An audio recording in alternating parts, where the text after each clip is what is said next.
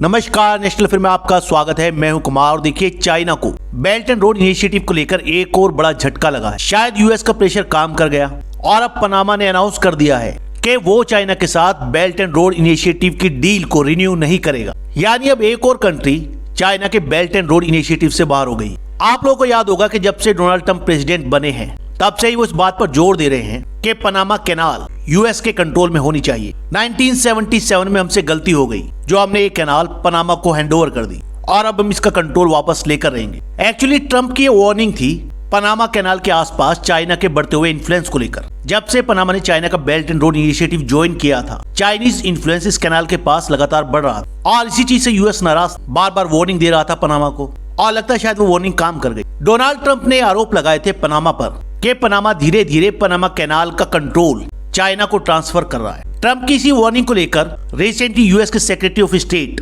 Marco Rubio Panama गए थे और वहां उन्होंने इसी चीज को लेकर पनामा के प्रेसिडेंट से बात की।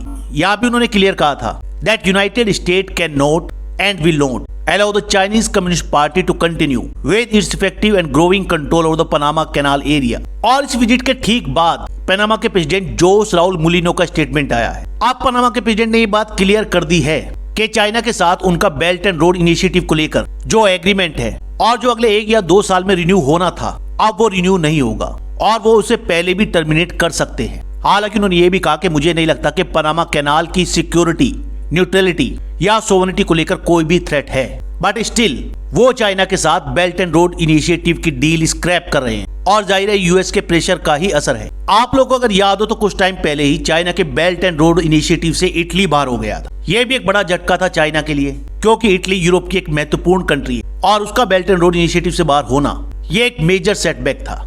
उसके बाद ब्राजील जो चाइना का belt and road initiative join करने वाला था, बाद में उसने भी कह दिया कि हम चाइना का बीआरआई ज्वाइन नहीं करेंगे और अब ये तीसरा बड़ा झटका लगा है चाइना को। यूएस कहता है कि पनामा कैनाल के थ्रू जितने भी वेसल ट्रेवल करते हैं उनमें से 72% या तो यूएस आ रहे होते हैं या यूएस से जा रहे होते हैं। जाहिर है इससे बिलियन ऑफ डॉलर्स की ट्रांजिशन फीस मिलती है। साथ ही एक बहुत ही ज्यादा स्ट्रेटेजिकली इंपोर्टेंट कैनाल है क्योंकि अगर यूएस के कोस्ट गार्ड या डिफेंस वेसल्स यानी शिप वगैरह को अगर अटलांटिक से पैसिफिक ओशियन में आना हो तब भी इसी कैनाल का यूज किया जाता है। अगर ये कैनाल ना हो तो यूएस के डिफेंस वेसल्स को लगभग 8000 माइल्स का एक्स्ट्रा डिस्टेंस ट्रेवल करना पड़ेगा। यूएस को लगता है कि अगर कोई भी कॉन्फ्लिक्ट होता है और पनामा कैनाल में चाइना का इन्फ्लुएंस बना रहता है तो कॉन्फ्लिक्ट के टाइम में हो सकता है शायद चाइना इस कैनाल को बंद कर दे। ऐसी हालत में यूएस के जितने भी वॉरशिप हैं उन्हें अटलांटिक से पैसिफिक पहुंचने में बहुत ज्यादा टाइम लगेगा और ये एक एडवांटेज होगा चाइना को। इसीलिए लगातार डोनाल्ड ट्रंप प्रेशर बना रहे हैं कि पनामा कैनाल के आसपास से चाइना कंप्लीटली बाहर होना चाहिए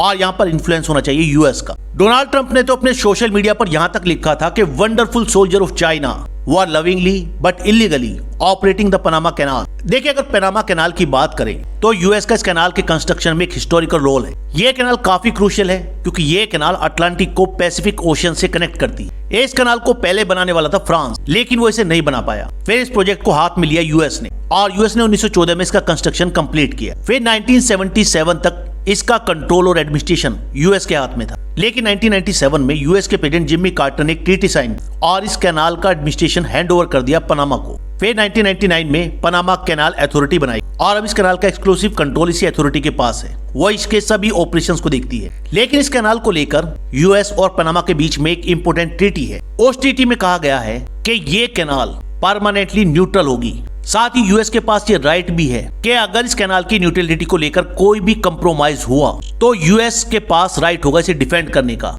इवन यूएस मिलिट्री फोर्स भी यूज कर सकता है इस डील के अंदर। हालांकि देखिए, इस बात का तो कोई प्रूफ नहीं है कि चाइना की गवर्नमेंट या चाइना की मिलिट्री इस कैनाल को किसी भी तरीके से कंट्रोल कर रही, लेकिन चाइनीज कंपनीज यहाँ पर काफी प्रभावी हैं। 2017 में पनामा ने चाइना का belt and road initiative join किया और उसी के साथ इस एरिया में चाइनीज इन्वेस्टमेंट स्टार्ट हो गया। पनामा लैटिन अमेरिका की पहली कंट्री थी जिसने चाइना का इनिशिएटिव ज्वाइन किया था। उसके बाद dominion Republic, El Salvador, Nicaragua और होंडुरास जैसी कंट्रीज ने भी चाइना का बीआरआई रोड ज्वाइन किया। 2023 से 2024 के बीच में पनामा कैनाल से गुजरने वाले टोटल कार्गो में से लगभग 21.4% कार्गो चाइना से थे। यानी चाइना इस कैनाल का सेकंड लार्जेस्ट यूजर है और इसलिए चाइना ने यहाँ पर हेवीली इन्वेस्ट किया है। इस कैनाल के पास जो 5 पोर्ट्स हैं उनमें से 2 बालबोआ एंड क्रिस्टोबाल, जिनमें से एक है पैसिफिक साइड और एक है अटलांटिक साइड। इनको 1997 से ऑपरेट कर रही है हचिंसन पोर्ट होल्डिंग की एक सब्सिडरी। और Hutchinson port holding Hong Kong based एक कंपनी है जिसे स्टैब्लिश किया था हांगकांग के एक बिजनेसमैन ली का शिंग ने।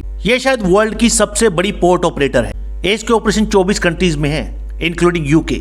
ये एक प्राइवेट कंपनी है, लेकिन आप लोग जानते हैं कि चाइना में कुछ भी प्राइवेट नहीं होता। अल्टीमेटली हर चीज पर control communist party of China का ही है। हालांकि चाइना की कंपनी सीके हचिंसन जो ये पोर्ट ऑपरेट करती है, जब उसको ये पोर्ट मिले थे तब यूएस ने कोई ऑब्जेक्शन नहीं किया था और उसको अनओपोज्ड ये पोर्ट ऑपरेट करने का कॉन्ट्रैक्ट मिला था। और भी कई चाइनीज कंपनीज हैं जो बिलियंस ऑफ डॉलर्स पनामा में इन्वेस्ट कर रही है। चाइनीज कंपनी यहाँ पर एक क्रूज टर्मिनल बना रही है और पनामा कैनाल के ऊपर एक ब्रिज भी बना रही है। ये जो सीके हचिंसन कंपनी है जो ये 2 क्रूशियल पोर्ट्स ऑपरेट कर रही है, इसी का एग्रीमेंट अगले 1-2 साल में रिन्यू होने वाला है। लेकिन अब पनामा की सरकार इस एग्रीमेंट का ऑडिट करा रही है और 1-2 साल से पहले ही ये एग्रीमेंट टर्मिनेट किया जा सकता है। ये कहना है पनामा के प्रेसिडेंट का। हालांकि पनामा के इस स्टेप से भी डोनाल्ड ट्रंप खुश होंगे या नहीं, ये अभी कहा नहीं जा सकता, क्योंकि डोनाल्ड ट्रंप के अपने ही प्लान है। वो चाहते हैं पनामा कैनाल की ओनरशिप। रिसेंटली इसको लेकर रिपब्लिकन्स ने एक बिल भी पेश किया था कांग्रेस में और इस बिल का नाम था पनामा कैनाल परचेज एक्ट, जिसे इंट्रोड्यूस किया था डस्टी जॉनसन ने, who is member of the select committee on China.